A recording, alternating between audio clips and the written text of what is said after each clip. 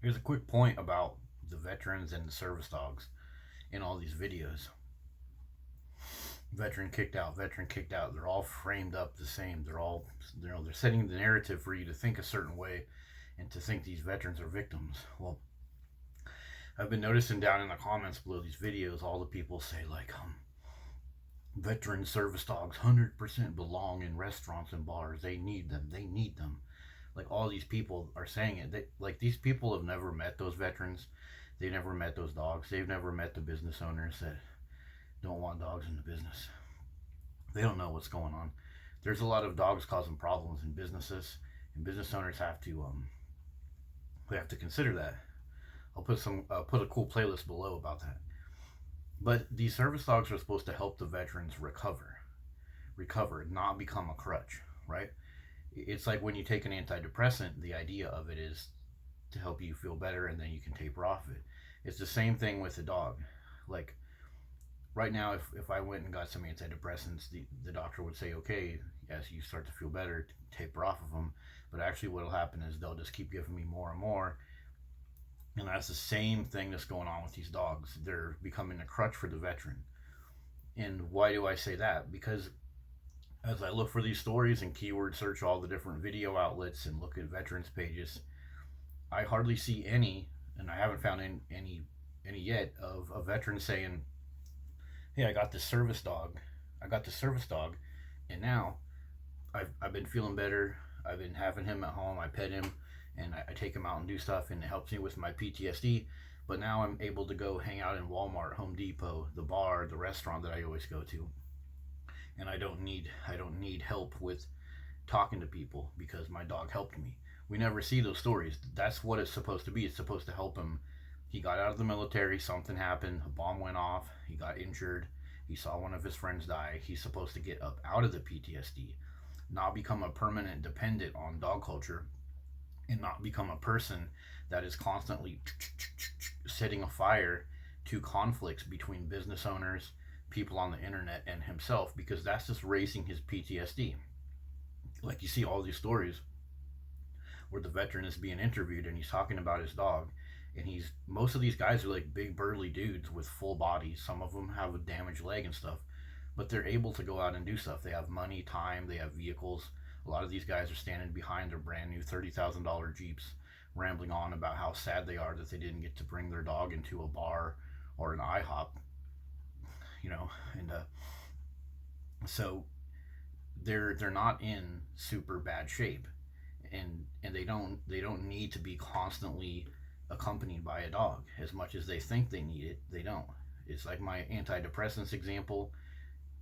People that are on antidepressants, they have a lot of other side problems, sexual problems, aggression problems, and with the dog owners, it's kind of the same thing. Like, some of the veterans that are asked to leave, they interview them, and the veterans are sitting there just freaking out. Go, I was so mad I couldn't sleep. I served in the military, damn it, and I wanted to have a bunch of beers and watch football. And they're all, they're all like emotionally freaking out because they couldn't take their dog in a bar.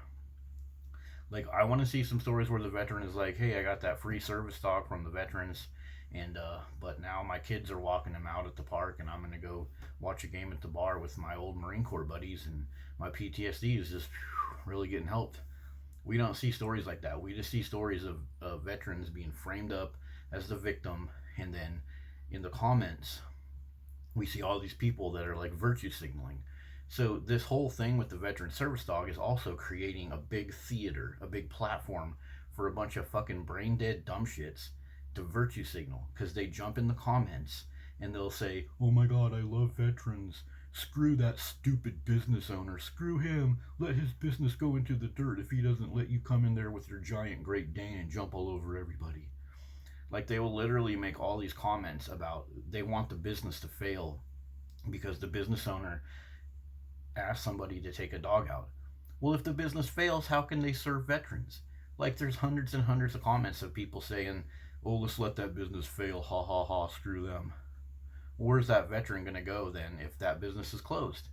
You're sacrificing the health and happiness of a veteran by by saying you want that business to close, but then at the same time you're virtue signaling, pretending you're in love with veterans by getting mad by proxy that veteran didn't get to go somewhere. It's this whole veteran service dog is creating a theater for all this narcissist behavior, and it's just unhealthy. Like, I was in the Marine Corps. My shoulder was injured. I saw people get injured. A guy on my base had a 50 cal go through his chest and empty his organs out onto the back of his Humvee. And if I think about that, I guess I could say I have PTSD. But I tell people those stories, and I talk to them about what happened to me in the military, and it's not a big deal. I get to relate to humans, and I feel better about it, and it's fine. I don't need to have a big Great Dane or a big old German Shepherd jumping all up in my face like in all these videos. So yeah, I don't. What's going on, guys? Like, are the boot camps now just a bunch of factories for wimps? Like, or is it just the dog culture is going out of their way to utilize veterans to put veterans more dependent on dogs all the time? It doesn't make any sense. None of it adds up. It creates a theater for people to virtue signal that they love veterans by saying, oh, I'll close that business so the veteran can't go there anymore. It doesn't even make any sense. So yeah, if I could go and search and see some of these veterans that were upset about not going somewhere, that would be fine if it was balanced. And a lot of veterans were like, I got a service dog and it actually helped me, and they actually tell the story. It's all a bunch of marketing. It's all framed up, and as soon as you click on one of these videos, the title on them is like almost exactly the same each time, which tells me that whoever's making these videos, it's all a big effort. Like veteran kicked out, or veteran tossed out, and then they go into the video and it'll actually be they're grilling the owner of the business, and he's like, I'm so sorry, bring the puppers back in, oh, please don't close my business. And they're not even allowing the business owner to talk about, well, look, we had a bunch of dog fights here, some dogs have been pooping on the floor, some dogs pissed on the pumpkin display. I'm not making all that stuff either. I put together a video list of news stories. People walk dogs in stores and they think it's all cool, and they'll piss and shit on fucking store displays. It's ridiculous, and there'll be fights breaking out in the streets with these dogs, even if it's a super duper trained service dog over here.